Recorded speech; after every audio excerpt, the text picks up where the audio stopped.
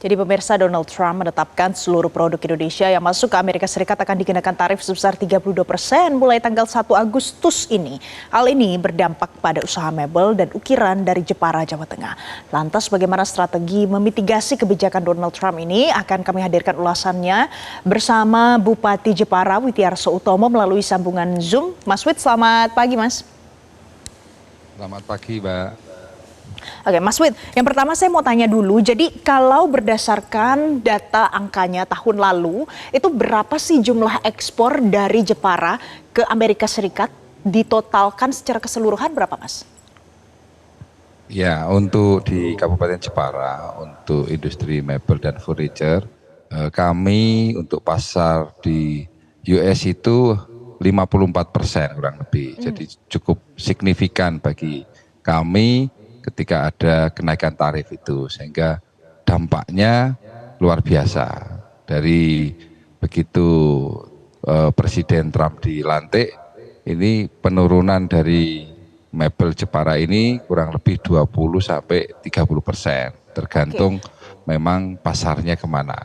Kalau yang mayoritas ke US itu turun untuk satu perusahaan saja bisa 50%. Kalau yang pasarnya di bawah itu memang kurang dari itu. Jadi total kita menyumbang 54% untuk ekspor ke US seperti itu. Oke, jadi dari total ekspor semuanya pemirsa 54%-nya menuju ke Amerika Serikat. Nah, apa langkah mitigasi dari pemerintah menanggapi situasi seperti ini karena ada tarif 32%, Mas? Ya, kemarin dari pihak Kementerian Luar Negeri juga sudah kita hadirkan di Jepara untuk ketemu para pengusaha untuk membuka pasar-pasar di luar US. Dan kebetulan ada naungan dari Kementerian Luar Negeri, ada 104 negara, baik itu di Timur Tengah, di Asia Pasifik, kemudian di Afrika. Nah, kita lagi gali potensinya untuk bisa memasuki pasar baru, itu dari mitigasi pasar. Kemudian kami akan mengumpulkan teman-teman pengusaha untuk kita ajak ke Kementerian Perdagangan untuk memaksimalkan ITPC perdagangan untuk bisa penetrasi pasar di negara-negara lain, seperti itu mitigasi pasarnya. Oke, Mas Wid, mungkin gambaran lebih jelas untuk pemirsa pada saat katakanlah kita ambil satu contoh kasus untuk satu unit mebel yang kemudian diekspor dengan harga normal dan dikenakan tarif 32%. Bagaimana peningkatan harga itu bisa terjadi dari pembeli ke penjual, Mas? Berapa besaran kenaikannya? Jadi kalau misalkan harganya itu 1 juta, berarti kan customer itu harus membeli 1.320.000. Artinya ada kenaikan Rp320.000 di market US.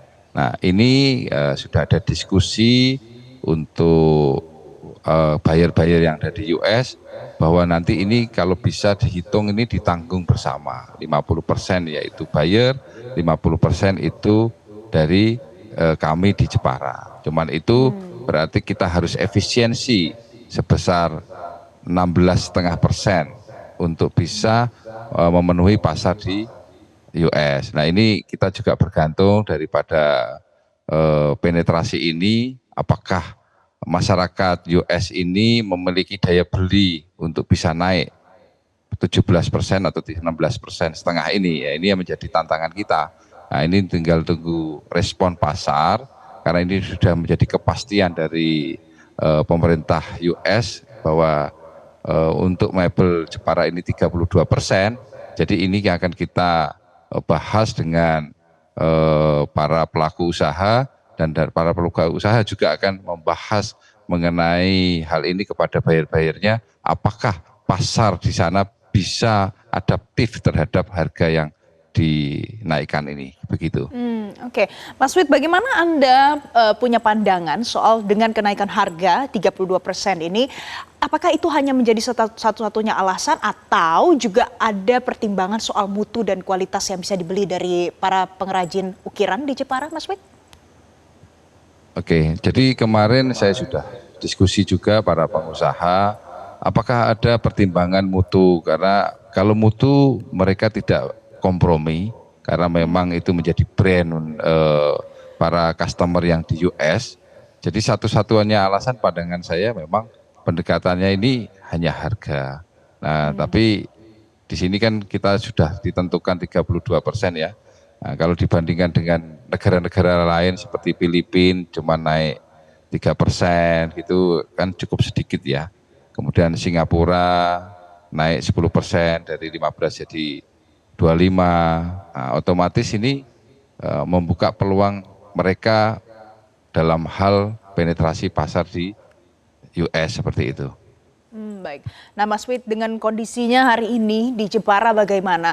Apakah sudah ada yang terdampak dengan usahanya mungkin harus gulung tikar atau mungkin pengirimannya tertahan di dalam beberapa kontainer saat ini, Mas Wid?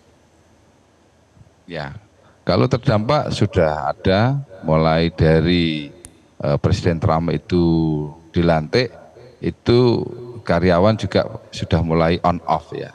Kalau sampai gulung tikar ini belum ada. Jadi kalau untuk on off karyawan, pengurangan karyawan ini sudah mulai terasa ketika Presiden Trump ini dilantik seperti itu.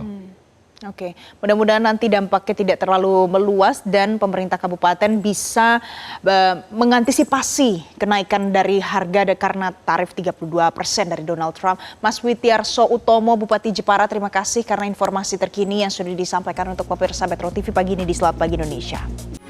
Metro TV.